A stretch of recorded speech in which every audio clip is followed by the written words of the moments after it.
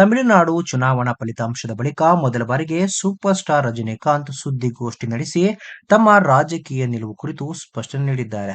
TVK ಪಕ್ಷ ಅಧಿಕಾರಕ್ಕೆ ಬಂದಿರುವುದು ಮತ್ತು ನಟ ವಿಜಯ್ ಮುಖ್ಯಮಂತ್ರಿಯಾಗಿರುವುದು ಆಘಾತ ತಂದಿದೆ ಎಂದು ಅವರು ಹೇಳಿದ್ದಾರೆ. ವಿಜಯ್ ಸಿಎಂ ಆಗಿರೋದು ನಿಜಕ್ಕೂ ಶಾಕ್ ಕೊಟ್ಟಿದೆ. ಟಿವಿಕೆ ಪಕ್ಷದ ಗೆಲುವಿನಿಂದ ನಾನು ಆಘಾತಕ್ಕೊಳಗಾಗಿದ್ದೇನೆ ಎಂದು ರಜನಿಕಾಂತ್ ತಮ್ಮ ಸುದ್ದಿಗೋಷ್ಠಿಯಲ್ಲಿ ಅಭಿಪ್ರಾಯಪಟ್ಟರು.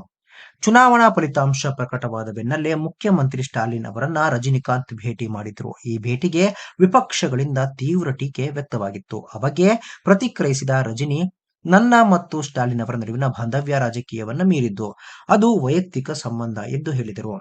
ಕೊಳತ್ತೂರು ಕ್ಷೇತ್ರದಲ್ಲಿ ಸ್ಟಾಲಿನ್ ಸೋತಿದ್ದು ತಮಗೆ ತುಂಬಾ ಬೇಸರ ತಂದಿದೆ ಎಂದು ಅವರು ತಮ್ಮ ಅಸಮಾಧಾನ ವ್ಯಕ್ತಪಡಿಸಿದರು. ಸ್ಟಾಲಿನ್ ಅವರಂತಹ ಹಿರಿಯ ನಾಯಕ ಸೋಲು ಕಂಡಿದ್ದು ನನ್ನನ್ನ ನೋಯಿಸಿದೆ. ಅದಕ್ಕೆ ವಿಜಯ್ ಅವರ ಗೆಲುವಿಗೆ ನಾನು ಶುಭಾಶಯ ಕೂಡ ತಿಳಿಸಿದ್ದೇನೆ.